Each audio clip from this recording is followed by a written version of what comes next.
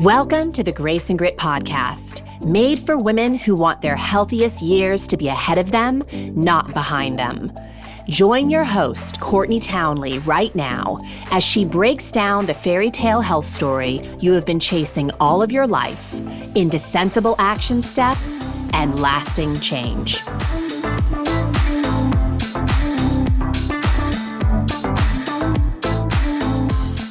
Hello, my friends, and welcome to the Grace and Grit podcast. This is your host, Courtney Townley. As always, thank you so much for tuning into this show. And before we get started today, I wanted to give you a quick reminder that I am hosting a free 1-hour masterclass on May 29th, May 31st, and June 1st called Women's Health Reimagined. This class is specifically designed for women who are feeling overwhelmed by all the information coming at them around what they could or should be doing to improve their health and well-being. Because let's face it, ladies, there is a lot coming at us. I'll be sharing a 4-part framework to help participants ditch overwhelm and show up for themselves with a whole lot more consistency and ease. So if this is something that resonates for you, that you feel would be useful to you, if you head on over to graceandgrit.com/reimagine, you can choose one of 3 dates to attend this class, and I'll see you there. I'm looking forward to it. Once again, that URL is graceandgrit.com/reimagine. Now, for today's episode, we talk a lot about sleep and restoration here on the Grace and Grit podcast, and for good reason. Sleep is where so much of the magic that keeps us healthy takes place. And there's so many reasons why we struggle to get enough good quality sleep, especially at midlife. So enter my guest today, Dr. Leah Saunders, a naturopathic physician who specializes in helping women get better sleep so they can spend more time on what truly matters most to them. With over a decade of experience in women's health, Leah's innovative approach to solving sleep struggles intertwines hormonal health and nervous system regulation to focus on the deeper reasons so many of us lie awake at night. Leah's on a mission to help women lead their lives from a place of alignment and authenticity during the day so they can go to bed feeling fulfilled to rest easy at night. So in this episode, we explore a lot of things, including the fundamentals of getting deep sleep at midlife, the inner work that is so often required to heal chronic sleep problems, tools to stop ruminating when you should be sleeping, and so much more. So without further ado, let's get into it.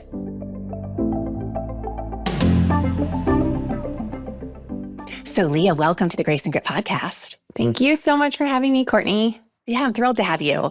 I would love to start you where I start everybody, which is sharing a little bit of your journey in your career and as a woman on how you got to the space of teaching the work that you do now. Yeah, I'm obsessed with helping women get good sleep, deep sleep at night so that they can go and do what sets their soul on fire during the day. And my experience and how I landed here was being a great sleeper until, like many women experience, I had kids.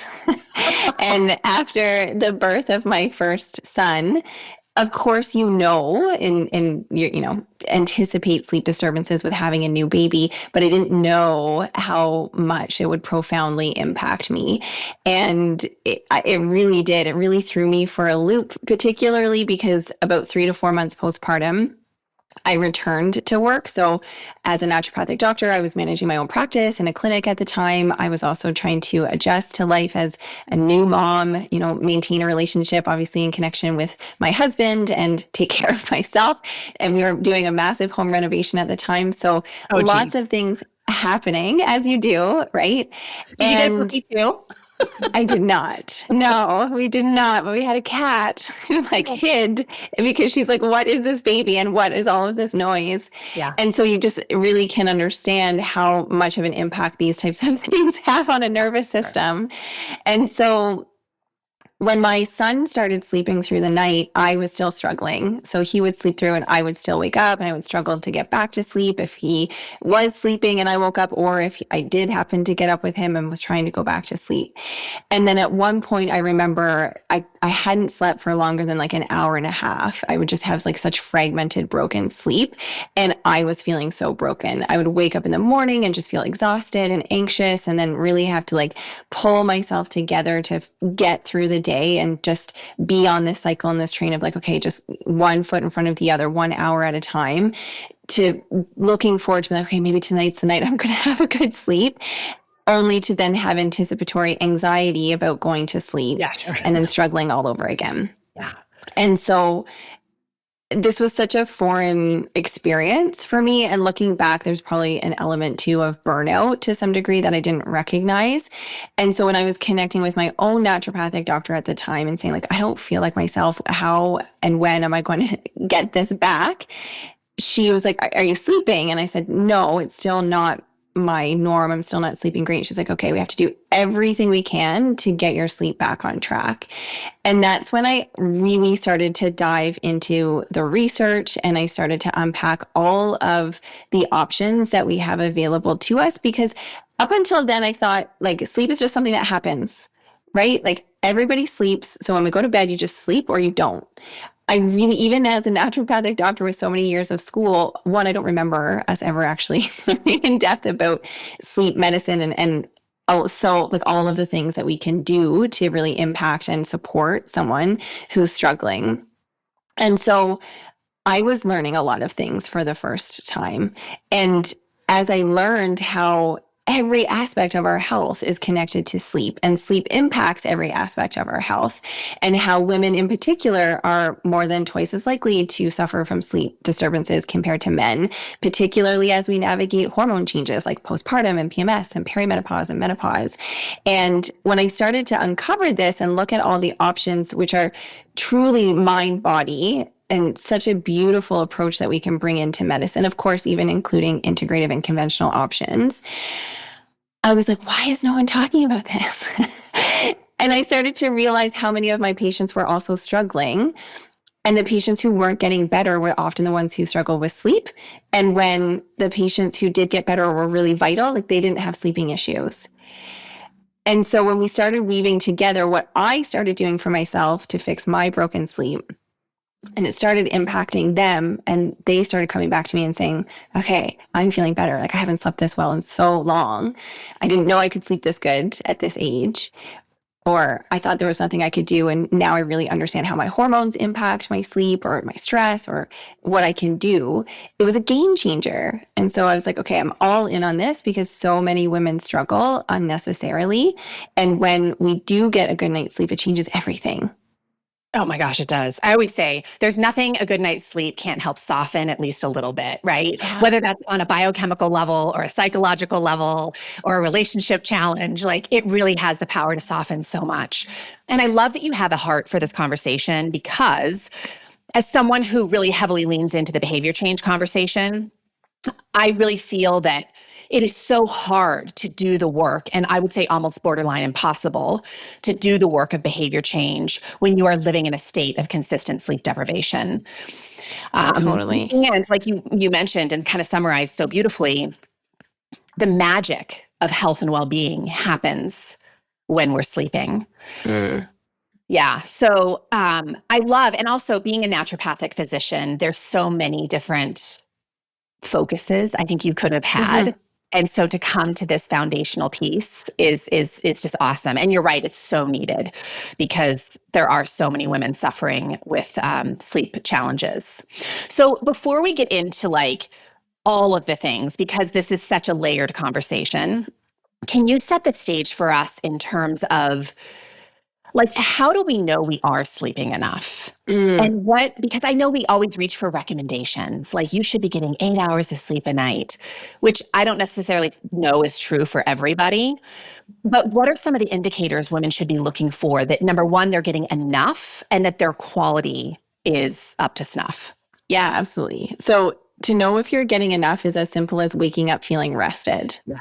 So if you are going to bed and waking up in the morning and you feel like you've had a good night's sleep, the time is actually less important. Of course, there are standards like, yes, most people do need between 7 to 9 hours. Less than 7 hours of sleep on a regular nightly basis is considered sleep deprivation in the medical literature, which when I first learned that, I was like, when I think sleep deprivation, I'm thinking like 3 4 hours, but it's anything less than 7. And a lot of people are getting less than 7 hours on a regular basis.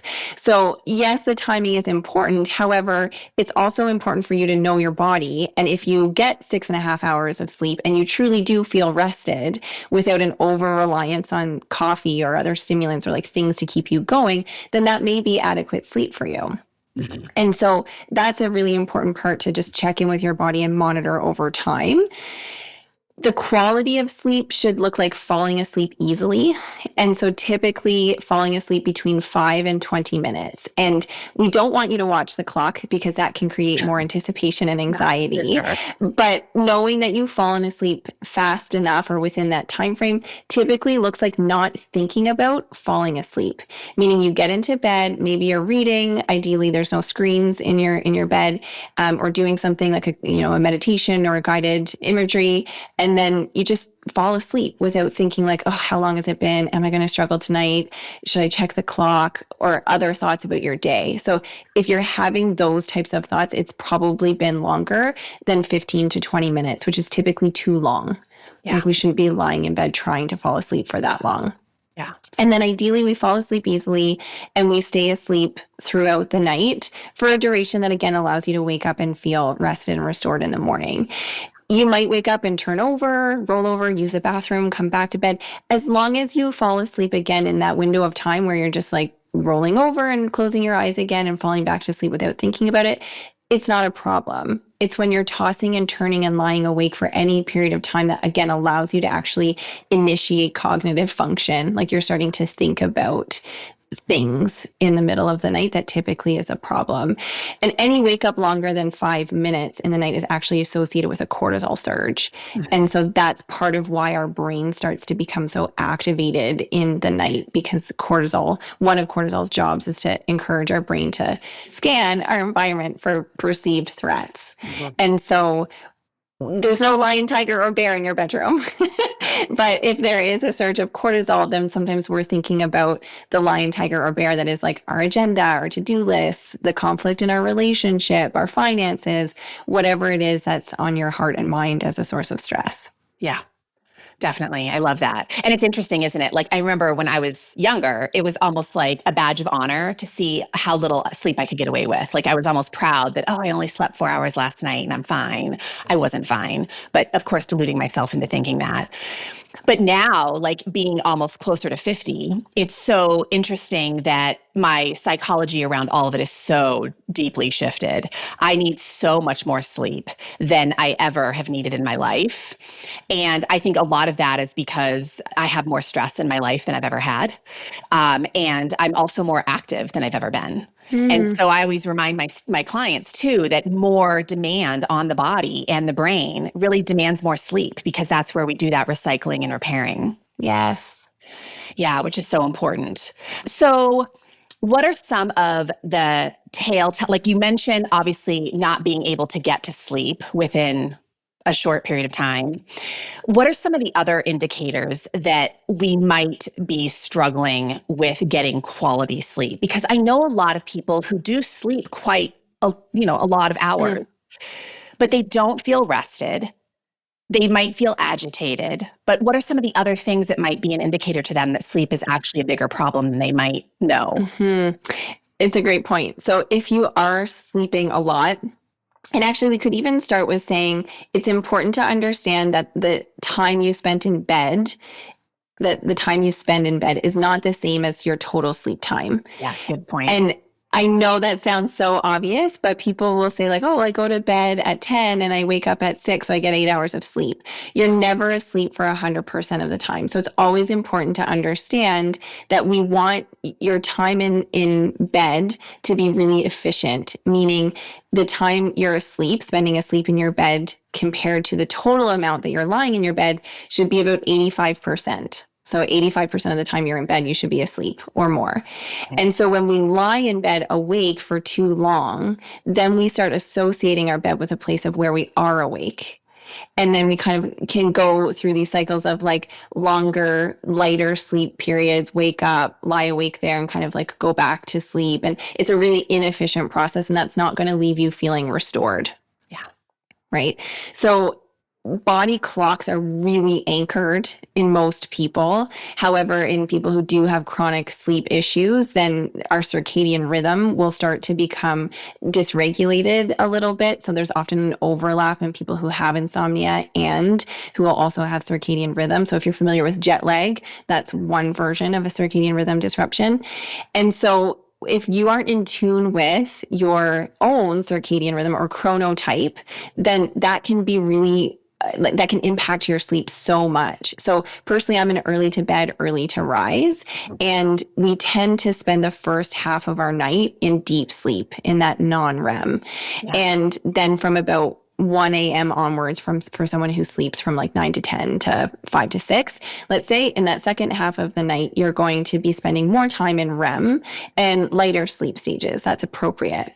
Now, REM is really closely linked to body clock time. So if you stay up late and go to bed at midnight or 1 a.m. when normally you go to bed at 9 or 10, you're going to bypass, for the most part, not completely, but for the most part, almost all of your deep sleep. And you're going to jump into REM, which is the stage of sleep in which you dream, but it's not the deepest stage of sleep. Yeah. And so in that sense, it's like when you're looking at, okay, I get enough sleep. If you're not in line with that body clock and circadian rhythm, and if you're bypassing certain stages and timing in which you would otherwise be accessing deep sleep, you may not be getting the true deep restorative benefits of sleep that your body really needs. So that part is really, really important. And the other thing I would highlight is how common sleep apnea, obstructive sleep apnea is. We tend to think of it as a condition in men who, are overweight and big pot belly and snore and cough and gasp in their sleep. But actually the prevalence in women is not that different. So I think it's 23% in women and about 27% in men. So women are often underdiagnosed. This is a problem because we won't always present in the same way. Yeah. Sometimes persistent insomnia, morning headaches, depression, hypertension or high blood pressure, restless sleep, even without the coughing, snoring, gasping, those can be the cardinal signs. And if a woman goes to her family doctor or physician and complains of those things, she's less likely to be worked up for sleep apnea if she doesn't have those classic symptoms of snoring and coughing and gasping. Mm-hmm. And if you have sleep apnea, it's like working out in your sleep. Like I was saying, imagine if I came into your room and choked you 80 to 100 times in a night. Like your body is just under so much stress that when you wake up in the morning, you're exhausted. Yeah. You're not getting deep sleep at all. So how would a woman advocate for that kind of testing or that type of diagnosis? Yeah. So some of the risk factors are our age. Yeah. And so age and actually hormone status. So we do see sleep disordered breathing significantly increase with perimenopause and in particular menopause. And there's a multitude of factors there, but one of the reasons we think is that we do see a change in body composition and adipose or fat tissue distribution in menopause. And that will have an impact on the risk of sleep disordered breathing.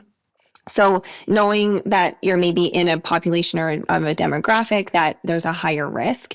And if you have some of those pieces, so if your sleep is really restless, if no matter how much sleep you get, you're never waking up rested, if you do have headaches, dry mouth on waking, or high blood pressure, then those are all really important signs to consider. And if you've tried everything, like if you really feel like you've tried everything to get better sleep and nothing is working and nothing is shifting, then bringing that forward and saying, listen, like I would really like to pursue a sleep study. So a sleep study is the gold standard in order to rule that out. And then at least you can make a choice with the information that you do have. Yeah. Okay, so you mentioned, right, this perimenopausal and menopausal population, which is largely who I work with. I think it's largely who you work with as well. What are some of the other biochemical things that show up that challenge our sleep cycle at midlife? Mm-hmm. I think it is important for women to understand that there are things, of course, so many lifestyle things that we can do. And there's also this underlying challenge that we're contending with that we may not have been contending with 10 years ago. Yeah. So our ovarian hormones in particular are really changing. And so as we transition through perimenopause, we are not ovulating as frequently and reliably because our egg count is lower, much lower. And our ability to produce the same robust level of hormones as we may have in our earlier reproductive years is not the same. And so after we ovulate in the 2-week period following ovulation, we do produce progesterone, and progesterone can be very calming for the nervous system and it can help to promote sleep. There's no magic level of progesterone production that you necessarily have to have good sleep, but it's that in that second half or luteal phase of your menstrual cycle, you have progesterone. And then if pregnancy doesn't occur, then that progesterone starts to decline, as does estrogen. I'll talk more about estrogen in a second. So it's the presence of these hormones and then the fact that they're going down, they're being withdrawn, that we respond to. And because of what's happening in the ovary, I'll save all the details, but we can have more than one egg developing at one time in perimenopause. And then we get these cycles that are overlapping, which is why some women will have a menstrual cycle, bleed, and then 10 or 14 days later, all of a sudden they're having another one. And then they skip 2 months and are having and so that's just all with what's at play underneath the surface and how ovarian hormones are shifting. And so when those hormones are present and then taken away and present and taken away, it's this roller coaster ride of impacting our mood, impacting our sleep, and impacting our energy. And when we know when our cycle is regular, let's say, and we can predict when that hormone decline is going to happen right in that late luteal before menstruation, we know things like alcohol are going to have an increased impact on the system and be more likely to impact our sleep. Caffeine in the same way. Sleep in general is just going to be more light potentially. And body temperature is impacted, even in a woman who is regularly menstruating. And so then when we get into the throes of perimenopause, those hormone fluctuations are just more dramatic. Yeah. And so that it's like, here's all the hormones and, oh, no, I'm going to take them away. And here's a little bit and no, they're gone again. And so it just creates this sensation and experience for women in which they almost feel crazy because they're like, well, last week I felt fine and this week I can't sleep. Like what? I haven't changed anything. And so what I like to say is it's the importance of connecting with and creating a through line. And so your hormones are going to be doing their own thing. It's not appropriate for us to talk about like hormone balancing in perimenopause. That's not a thing. We can't override that natural process, Right. But we can create a through line through using hormones, if that's indicated for you, to help keep a baseline stable level so that as your own hormones fluctuate and change, you still have a level that keeps you supported. And that allows you to function and feel your best. And so progesterone starts to decline a little bit more quickly through perimenopause because of that loss of ovulation. And then estrogen is kind of all over the place as well. And both will play a role in mood and energy and body temperature regulation as well, and our ability to get good sleep. And so we can I think we really appreciate those hormones once we start to experience their loss. Like we never have before. That is such a statement. And from that standpoint to then consider, again, how can we create that through line for you if those things are changing over time? Yeah. What do you need to support your own body to create that resilience? Yeah. And I love that you mentioned the HRT because number one, it's a bigger conversation that's ever been, which is such a gift, right? To women going through all of this. But what do we do?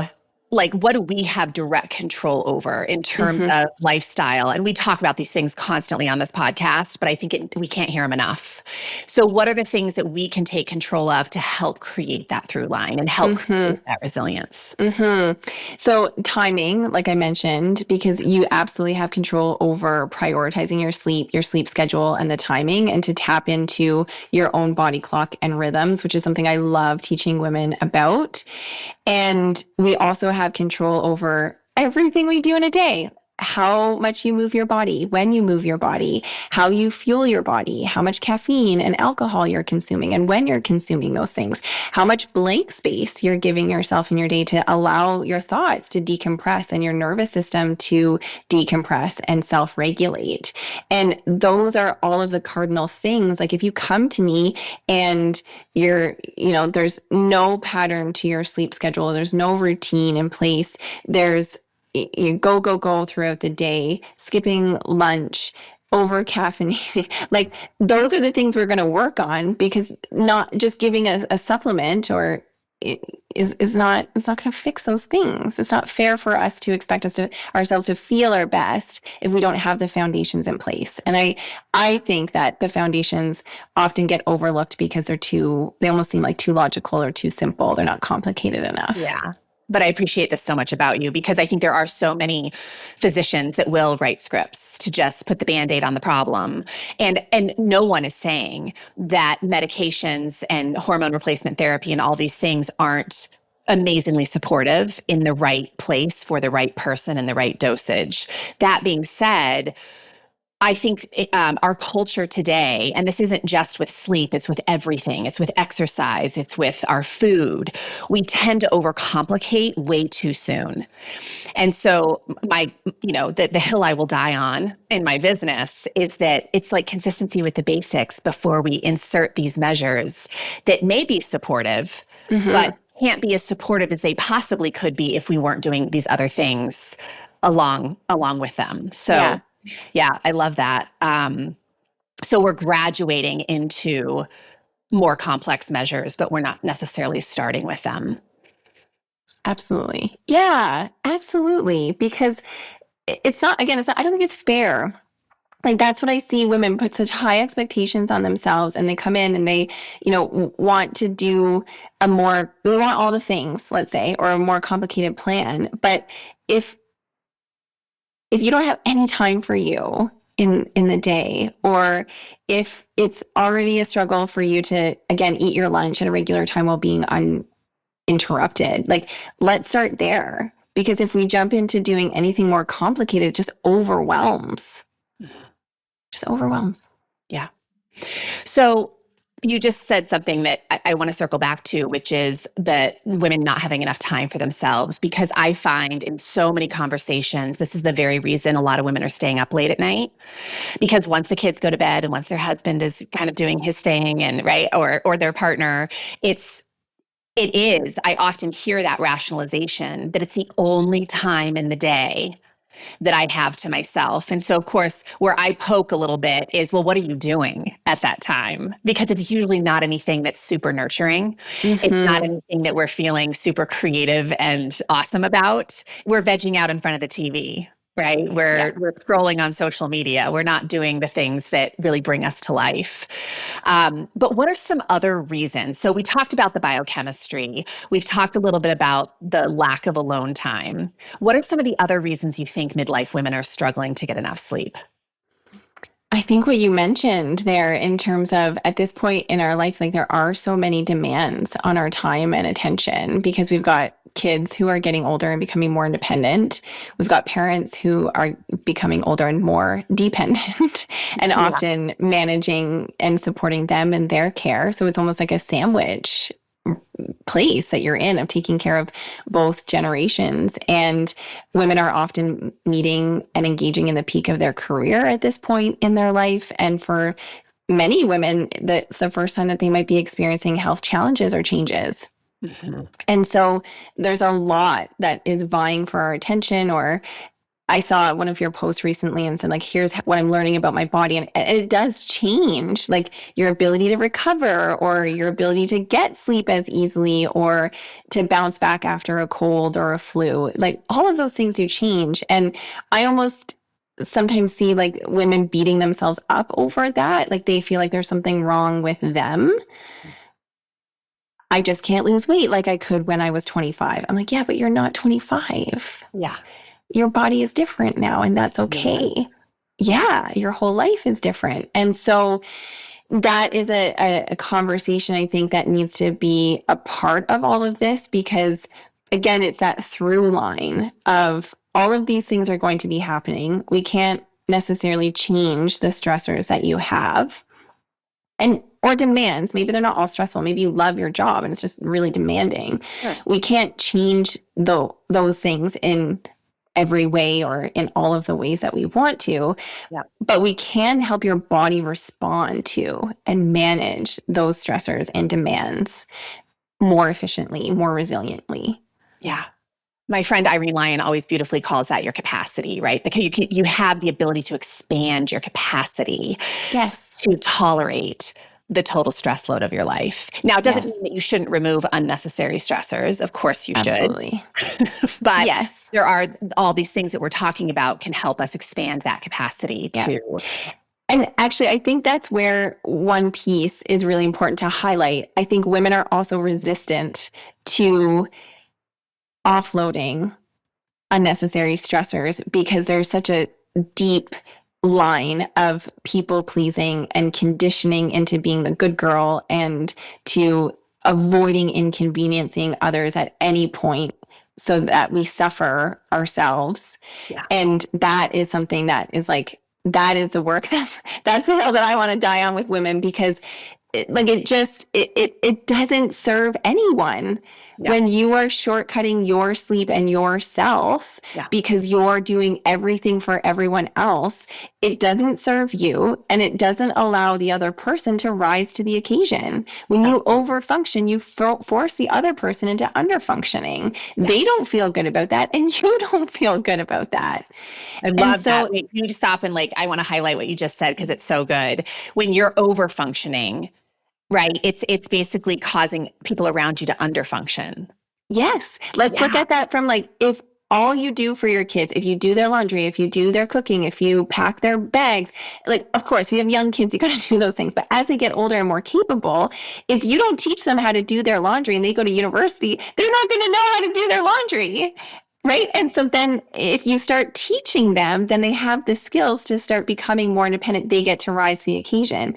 At work, if you're always a person who's jumping on the email train or saying oh, if you need anything, just, message me. If you're the first one to jump in or do all the things because it's faster if you do it, or it's easier if you do it, or you don't want to have to explain how to do it, then people get conditioned into thinking that they can just message you or approach you or call on you and you're going to be the one to do it. And so then they just, take the easy road, which you then get pissed off about because you're like, why is no one else doing all this work? Why does it all fall on me? And more stress accumulates for that. And then you don't sleep as well and all the things. This plays out in so many relationships, intimate relationships too, where women haven't communicated. There's so many reasons. I also want to just acknowledge how deep and complex this is, but that there's a lack of communication, let's say, between partners. And as a woman, if you're, again, in an intimate relationship, taking on all the things, doing all the invisible labor, right? Taking care of the kids and the appointments and the coordination for the healthcare and the taxes, all the things. And we then struggle to ask our partner to do something, or if they do something, we have a tendency to criticize them. Right? Oh, yeah, there's that. And then they get frustrated and pissed off because they're like, well, even when I do something, it's never good enough anyway. So then they don't do it. They withdraw. And then you feel like you have to do more. And then you get pissed off because they're not doing it. And then it's this whole thing. And then I'm like, of course you can't sleep next to the person that you're lying in bed with because you are resentful towards them. Yeah. So there's so many layers. So many. And when we start to unpack that, and when the work that I love doing, yes, all the things we talked about, the sleep schedules and supplements and whatnot, but when we get into the inner work and when we really help women connect with what they desire and who they truly are and their authentic selves and what they want in their life and in their relationships and in their work, when you're meant for more and you start going after those things, that's what allows you to live in alignment. And that's what allows you to really feel like you can rest easy at the end of the day. Cause you're like, yes, this is I'm living my life, versus when you're staying up late and scrolling or binging, it's typically because you're like, I'm so pissed off that I didn't get any time to me today. And the time that I do have in my day is always taking care of everyone and everything else. So I'm just going to distract myself. I'm just going to kind of like numb out here. And that doesn't feel good. No. Yeah, this is the language of the Grace and Grit show for sure. Like we talk about this so much that this is the root of the issue, which is what I love so much about you. It's like, I mean, we do talk always about the importance of biochemistry. We can't ignore it, right? That your body has certain biochemical needs. It needs fulfilled. That being said, the root of so many of the biochemical challenges is coming from this deeper, or this lack of deeper inner work. Our theme inside of our community this month is all about boundaries, grace-filled boundary setting. And it is so fascinating to see like where the lack of boundaries are showing up for people. And really, I think even more powerfully, what they're recognizing it's costing them to not have boundaries. And it's a complex topic, like you said, because of the people-pleasing tendencies of things we learned in childhood, right? We've been practicing these patterns for a really long time. And even fundamentally, what we believe boundaries are. Like a lot of people think of boundaries as like this bad thing and that, it's going to hurt other people. And yes, other people are going to be very uncomfortable probably with you asking them to apply a bit more effort. Nobody necessarily wants that. But like you said, it's a win-win for both parties because we're both getting so much out of it. Yeah. And that piece too about when we do this level of work, it all comes back to sleep in that we're able to put our head on the pillow at night and feel at peace with how we lived our day. And we fall asleep within that 5 to, what did you say? It was 5 to 15 minutes? 5 to 20. Okay, 5 to 20 minutes. Yeah. We're not ruminating. We're not, we're not all jacked up from all the buffering we've done with the Netflixing and the social media and the alcohol and the sugar. Yeah. It's a very different way of living. Yeah. So good. So good. Thank you for sharing all of that. So I think this brings me to, we talked touched a little bit on practices that obviously help to support biochemistry.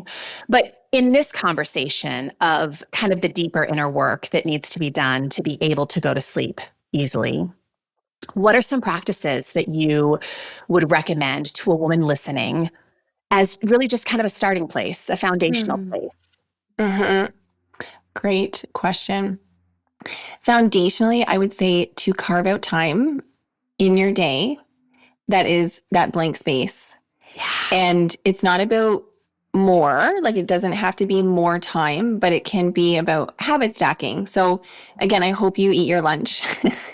And so when you eat your lunch, can you eat it with yourself instead of also scrolling or at your desk and responding to emails? And so if there's something that you're doing anyways, even if this is commuting or walking to get your kids from school, so often we can feel pulled to make every moment of our day productive, and we can be in information and input overload. And that just rams our brain and makes it just like jams our whole nervous system. And so if there's small and subtle ways in which you can create more stillness, which is often very uncomfortable if that's not something that you're used to, but if you can create more stillness and quiet, then you learn how to really get in touch with yourself. You have an opportunity to decompress your thoughts and filter through and check in with yourself. Like, how am I doing? What is on my mind? And then that allows yourself to move through, okay, what do I want to do about this? So there's two techniques I'll share that I often will guide the women that I work through with. So one is something called constructive worry, which there was a study done on this, and the impacts were phenomenal. So the idea was that if you set aside time in your day, which, like I'm saying, in this blank space, to intentionally think about what you are most likely to worry about or what might be on your mind when you're trying to sleep but struggling. Ideally, you do this well in advance of bedtime. And so let's say you go for a walk at any point in the day, or even just sit and journal and reflect, but you give yourself permission to actually worry, because so often we're like pushing it aside and disregarding it and trying to distract ourselves from something that's on our mind. And then the constructive piece comes in through actually then identifying what is the one next step? What is one next action you can take that will help you move towards minimizing, reducing, or resolving the worry? And then when that worry comes back, you just focus on the fact that you have your next action step identified, and that's what you can do. And so one patient example comes to mind. It was a patient who was struggling with sleep. She was also trying to get her mom into a care home. And so there's lots on her mind. She was trying to coordinate so much medical care for her mom. And what we had her do this was like, okay, what's the next step? So it was like, okay, I'm going to spend 1 hour tomorrow emailing and calling places. And she couldn't control what happened in that hour, right? It wasn't like, okay, I have to get my mom in a care home. It's like, no, I can control that I spend 1 hour making effort towards that thing. Yeah. So I like to give that example because people are like, well, I'm worried about it. If I knew what to do about it, I would do it. And it's like, well, maybe it is making an appointment. Maybe it is researching more information. Maybe it is having a difficult conversation with someone.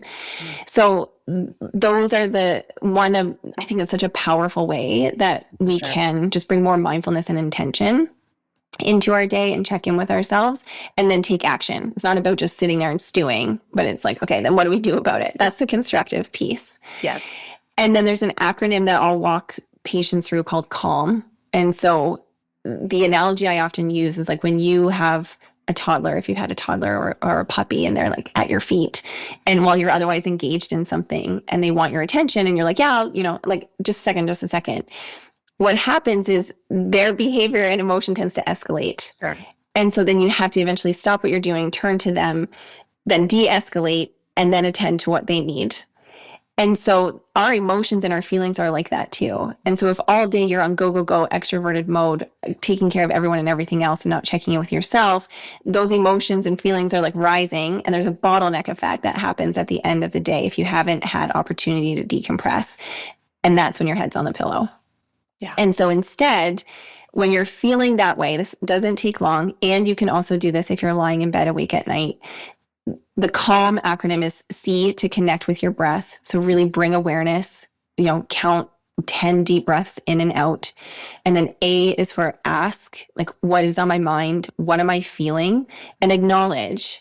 Because so often we don't actually give ourselves like full permission to acknowledge what we're actually thinking and feeling. Yep. And so it's like, I'm really scared. I'm really anxious. I'm really pissed off. I'm really sad.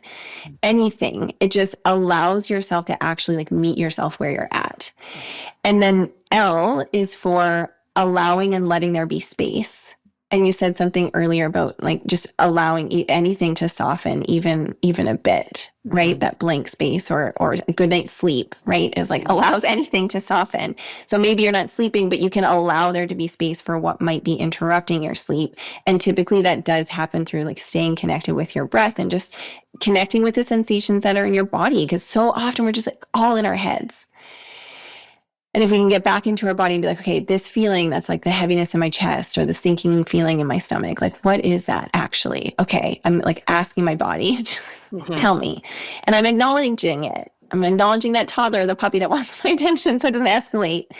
And then M in CALM is moving forward with intention or alignment. So it's similar to the constructive worry of like, okay, I'm feeling this feeling. I have this thought. What is my body asking, my intuition, my higher self, even my mind? Like, what is it that I need to do now to move forward to allow there to be more space or create some resolution or to address how and what I'm feeling? Yeah. And then again, you just like come back to focusing on that piece and what you have control and what you have action over. I love it. I love both of those. They're so great. And the first piece you mentioned of just having that blank space, we call it white space, of just nothingness in the day, right? Being with one task and being all in with that one thing and not allowing 500 other things to try to be done at the same time. That is a very difficult thing for women to do. And I can't tell you the number of women I've coached over the years where that is where they have to apply grit. It's fascinating. But if we think about it, what is the practice of sleep? It's a practice of letting go. It's a practice of allowing a ton of white space, of with doing nothing. And so I think the way that we operate in our day pollinating our day with those moments of blank space can help so much with the ultimate letting go and doing nothing, which is that sleep cycle. Yeah, absolutely. Yeah, so good. And I love the CALM acronym. That's really great. Okay, so what is something you would love to leave listeners with as a closing? Mm-hmm. You don't have to suffer. Yeah. Mm-hmm. Please don't. Yeah. That's the narrative that I received first. It was like, well, other women, this is just what happens. Other women do it. They figure it out. You like sleep just goes when you become a mom or, and you don't. And yeah, it might mean that there is some discomfort in what you have to move through in order to get to the point in your life where you do feel like you're living in alignment or things are more spacious for you, right? Because sometimes it does mean asking for help or delegating or letting go or having difficult conversations. But I always like to say, choose your hard, right? Because those things can be hard, but give you the result that you're looking for, or the way that you're currently living is also hard and not giving you what you're looking for. Yeah. What I hear so clearly in that too, and this is just really beautiful, that that inner work, making that time for yourself to connect, to inquire, to decide on next steps. It's to me, it always comes back to self-leadership, right? That's what I'm such a proponent of, is teaching that self-leadership piece. And it's being able to insource in order to outsource. Mm-hmm. Like in the wellness industry, we have that so backwards. We're always outsourcing. Like that's our first mode of operation, is to outsource responsibility to someone else who knows better. And I think if we actually flipped that on its head and started like checking in with ourselves and getting to know ourselves better and healing the relationship with ourselves on a deeper level, we would actually make more informed decisions around outsourcing. And I know you didn't say all that directly, but seriously, that's what I heard. That's really a great thing to be closing with. So how do people find out more about you and the lovely work that you do in the world? Yeah, absolutely. I love helping women understand their bodies, understand their hormones, and really obviously get deep sleep at night, like I said, so that they can go and do what sets their soul on fire during the day.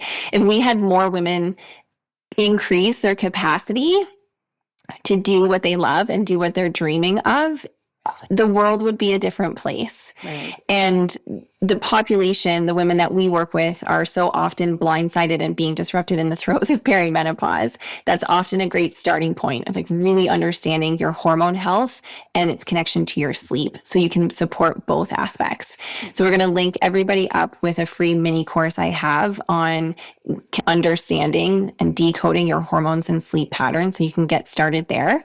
And I love hanging out on Instagram. So if you are also on Instagram and you feel called to connect, I work with women in a clinical and coaching capacity. Feel free to send me a message, and I'd love to connect and hear how you want to understand your sleep and hormones.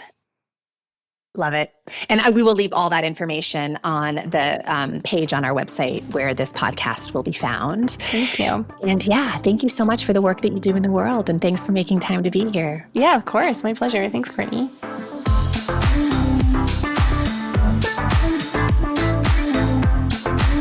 Thank you for listening to the Grace and Grit podcast. It is time to mend the fabric of the female health story. And it starts with you taking radical responsibility for your own self-care. You are worth the effort. And with a little grace and grit, anything is possible.